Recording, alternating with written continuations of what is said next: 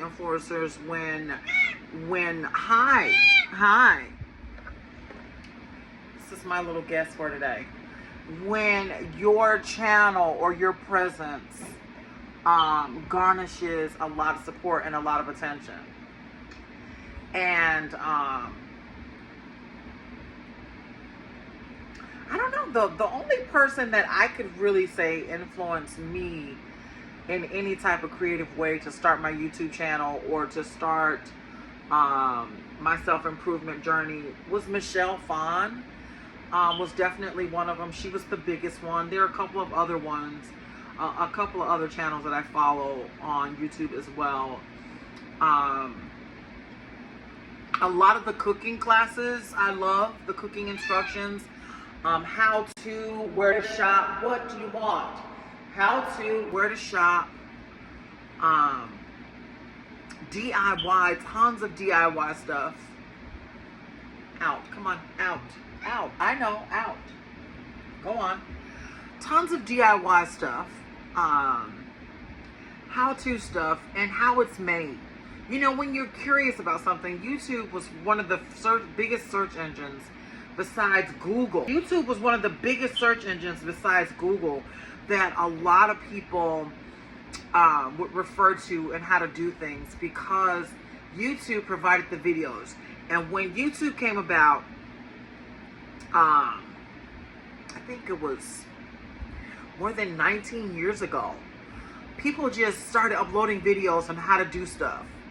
And they noticed that a lot of those videos were getting attention. And then Michelle Phan busted on the scene with how to do makeup. And it was mostly caricature makeup, anime makeup. And then it got blown up into, you know, everyday makeup routines and things like that. I stayed true to my YouTube searches. And I didn't start my YouTube channel until now because I didn't feel like I had a teachable moment. I didn't. I mean, YouTube started as a platform, a teachable platform and instruction. I mean, and I guess entertainment as well. Because a lot of celebrities and artists began to upload content to YouTube as well because, you know, the platform started to take off. It started getting a larger audience.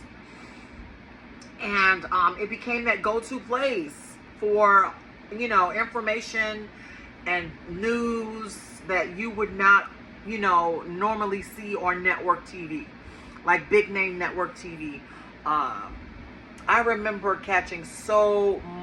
watching YouTube because, you know, you got to see stars and celebrities and musicians up close in ways that you wouldn't normally see them. I mean, seeing a drunken Lindsay Lohan, to see Kim Kardashian when she was young and she was, you know, hanging out with Paris Hilton, and I mean, all of that, you know, got so much attention and notoriety that, you know, that's basically how YouTube began to take off. I was so excited, you know, by seeing Britney Spears and a lot of celebrities in their natural form. You know, seeing celebrities without their makeup, seeing them going out to clubs and partying, things like that. All of that was so exciting. But to me, that was a small part of YouTube. I mean, a lot of us have different perspectives on social media. I mean, there are a lot of magazines and blogs that you can go to find out about celebrities. But to me, YouTube was that unusual place where you can find out how to do the rarest things that you've seen masters of art, masters of crafts do.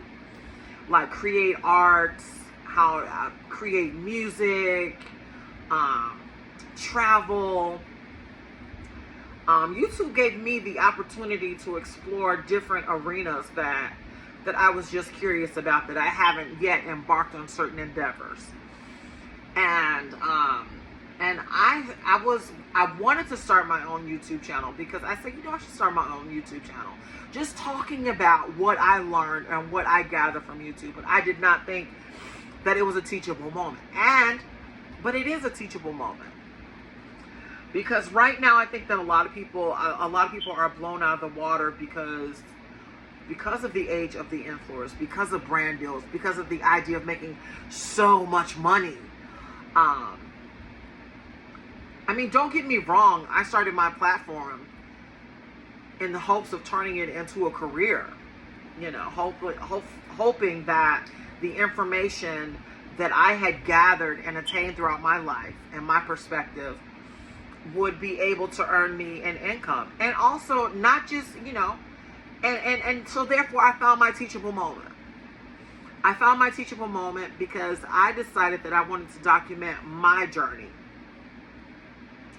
That I figured was very, you know, unique and authentic, and that somebody could possibly learn from.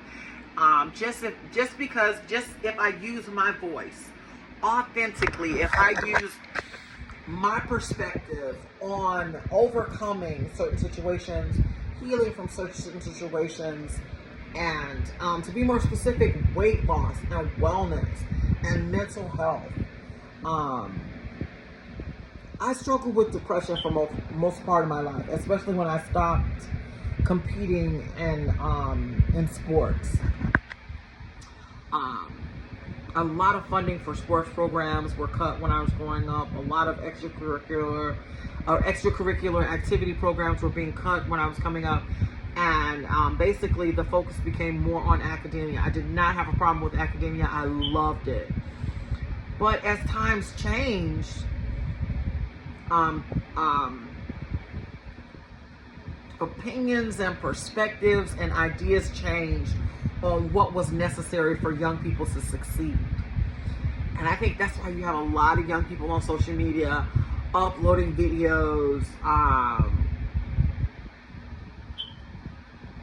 showcasing their talents, telling their stories, and because it seems like it's the new extracurricular activity. For me, like I said, I'm a former athlete, and so I love competing in sports. I loved it.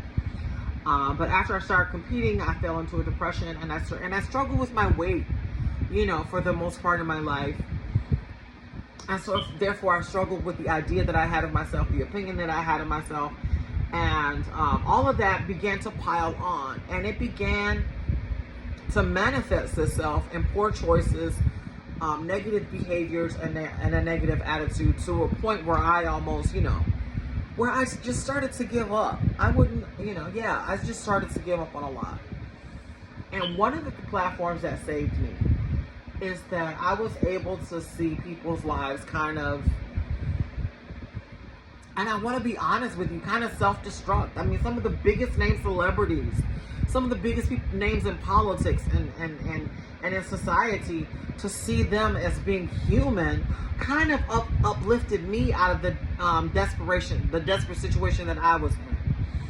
I mean, sometimes when we're going through depression, we think that we're the only ones that are going through it. And that's how I felt. So I turned on YouTube and I started watching so much content. But it still seemed like certain things were beyond my reach. Happiness, clothes, style, friends, a positive environment. But I didn't know that I had to start making changes in my behavior and in my thinking in order to live that type of life.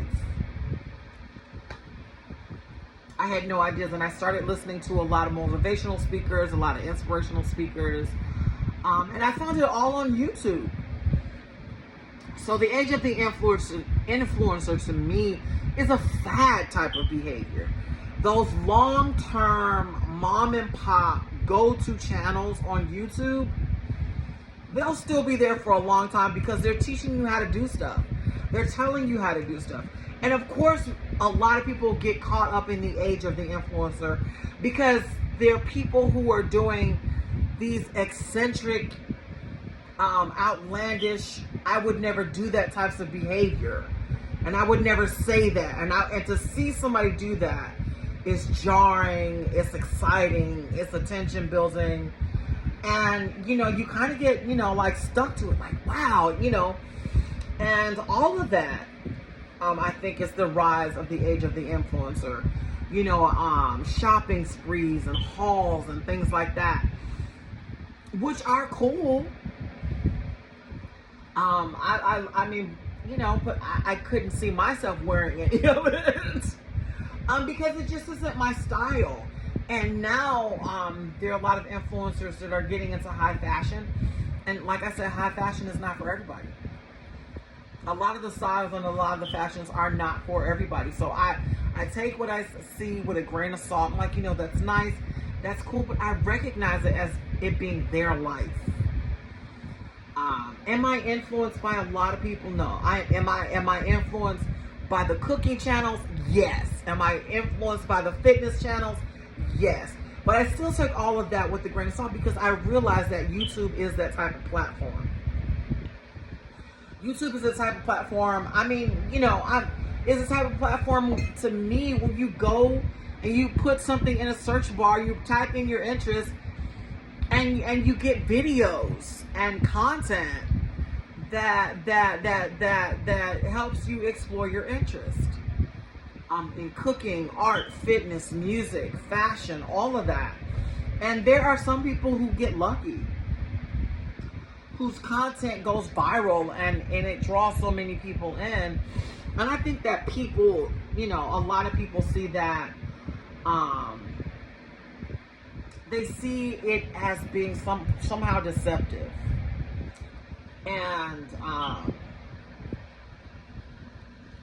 And as for me, I'm just not looking that deep. I'm not, because it's not, like, we see a lot of content creators doing their DIY thing. First of all, you have to be careful with some of that stuff. It's not good. And a lot of these channels, a lot of these people I don't even know by heart, but I know by sight. I know them when I see them, and when I see them, I know that, why they're called influencers. Is it puzzling to me that they have the following that they have? No, because they're doing and acting in ways that get them the attention and the behavior that they're seeking. I mean, the attention and the following that they're seeking. So,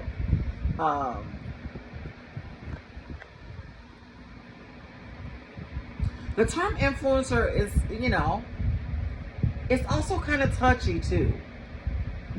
Because to influence someone is to impact the way somebody thinks, the way they shop, the way they feel.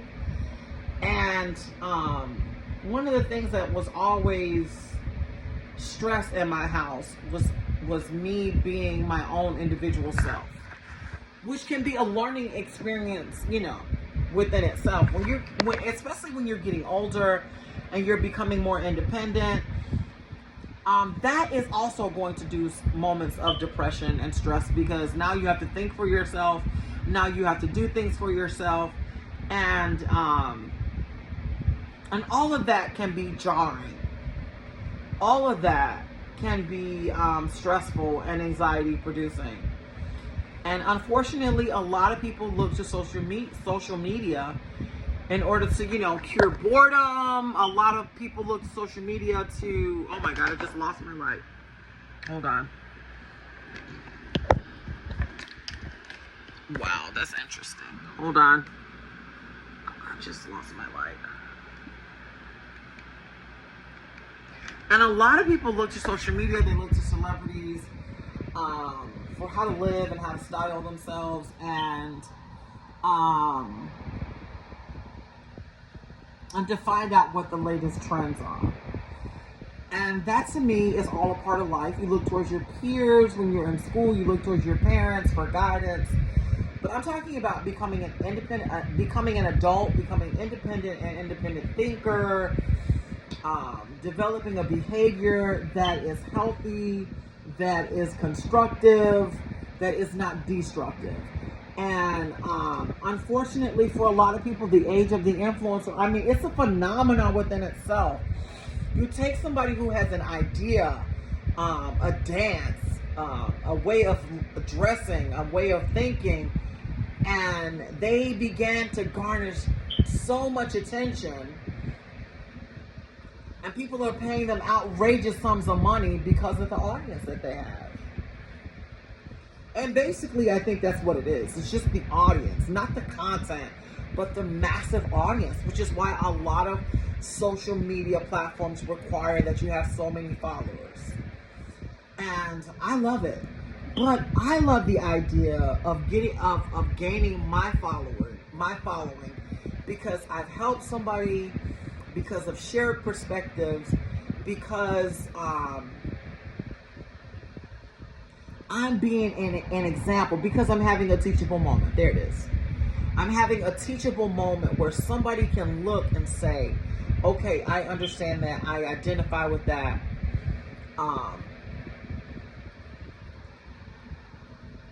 Maybe I can emulate that behavior. Maybe I can take that thought on for myself to improve my situation, because there are a lot of people in this world who are going through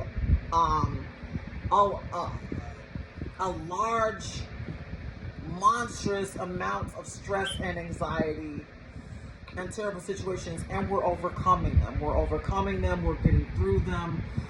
Like I said, for me, my weight loss journey is most important to me. It really is. I've attempted to lose weight before, but I have never taken myself more seriously than I am right now. Taking myself seriously as far as losing weight has required that I reflect on myself. It's required that I reflect on my eating habits, my behaviors, what I tell myself every day about what is acceptable as far as eating, the amount that I'm eating, what I'm eating, how I'm eating. And that's stressful, because you begin to recognize what you've done to yourself. And a lot of this I'm learning on my own. One of my goals is to get a certificate in nutrition, and to get my personal training certification, because I really want to know what it is that I'm doing to myself.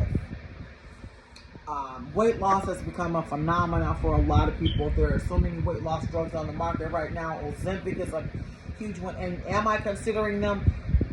Yes. But I'm also considering what I might lose as far as my knowledge and those behaviors that I want to continue to implement in my life, to eat better, to heal, to lose weight, to maintain a healthy weight and a healthy lifestyle. And I think that turning towards some weight loss drugs can become a handicap. I mean, why change the way you eat? Why change what you do? Why change your behavior if all you got to do is to go take a shot? So a lot of that, and a lot of influencers now are there's this new trend, that everybody's taking that weight loss drug, because it's amazing. To me, what's amazing is to know how to turn off cravings for myself, and using my common sense to say, okay, I've had enough to eat. I want to work out. I can't keep up.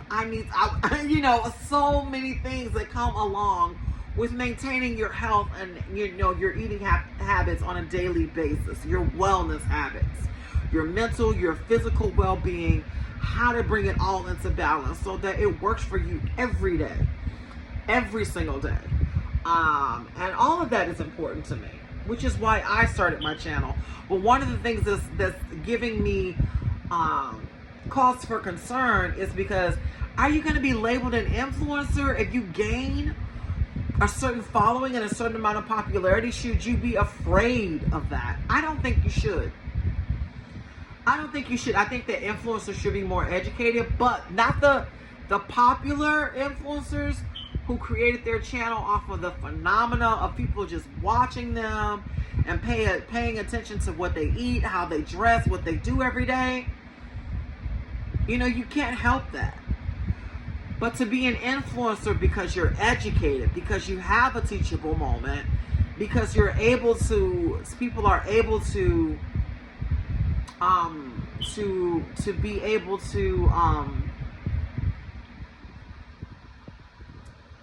be able to take from your examples and improve themselves and make them, to learn a new skill, to learn a new behavior, to be able to develop the motivation to do something proactive to improve their living situation. All of that is important. all of it is very important. All of it, to me, is a critical part of my channel. Now, I've been sitting here talking to you for 20 minutes, and I haven't shown you one product. Although my house is filled with products, I'm a consumer. So is it necessary to say that, yes, I'm living as a consumer?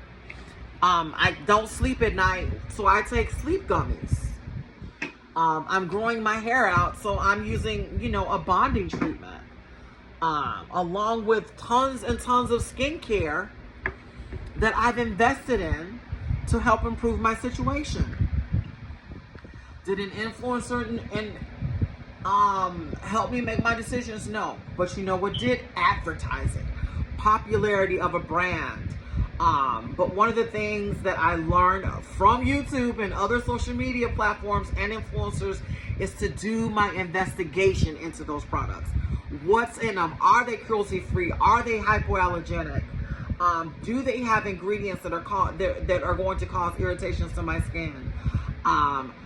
What is the function of niacinamides? What is the function of hyaluronic acid? What is the function of different herbal supplements like magnesia and things like that? And most of my education, like everybody else, if I haven't gone to school for it, I've looked to social media. I've looked to social media, I've looked to the internet, and I try to find those individuals that are educated and versed in skincare and in supplements and health and wellness. One of the things I love about Pinterest is their how-to section on everything: skincare, hair care, meal prep, fitness, wellness. I mean, I live on my Pinterest app every day. So am I influenced by social media? Yes, which is why I do not mind the branding of influencer. And those influencers that have become entertainers, I am so happy for them because of their success. Because, I mean, they're doing what's popular. I'm not. Do I love fashion? Yes. But have I made that the focus of my channel? No. Because that's not the focus of my teachable moment. That's not the focus of my journey. That is not the message. That is not the content of my channel. It just isn't. And I think that a lot of content creators need to come to terms with that. Because we all realize that we're all competing in a huge market for people's attention based on our teachable moments. Based on what we know, what we learn, what we can tell somebody about our success. And you have to have some success in it. I mean, because nobody's going to want to listen to constant failure, right? And even if you see constant failure, you're going to want to see some success at some point in time, right? You're going to want to see some success. You're going to want to hear that aha moment, that liberating moment, that light bulb moment that somebody came to that changed their life. You know, whether it be following, whether it be learning something, whether it be overcoming a situation, we all have that intrinsic need to triumph over something that's going wrong in our life, or to improve something that's going good. So, like I said, I just had to upload this video because I had to, you know, because it was, you know, I had to understand the nature of content creation and becoming an influencer. Well, do I think I will become an influencer? The more I become versed in wellness and weight loss, definitely. Because I'm seeing some success in my life. I'm seeing negative behaviors through practice and prayer slowly, you know, dissipate from my life. I'm seeing success in weight loss. My skincare, my hair care has improved. Not only am I trying to lose weight, I've gone natural. I've stopped chemically processing my hair. I'm growing my hair out naturally. I'm learning about the different aspects of my ethnicity, which is very diverse, which has impacted me my entire life. So all of that stuff is important. And I think that every other influencer, every other content creator is basically doing that. So,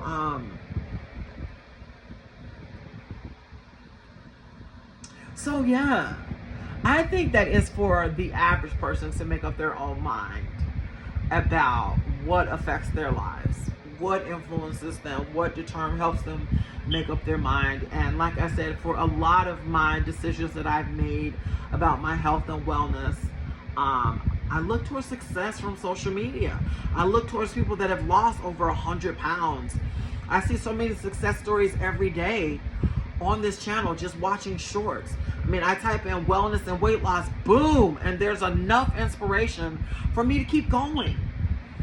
For me to keep going, for me to continue to be motivated, because if she can lose 140 pounds, so can I.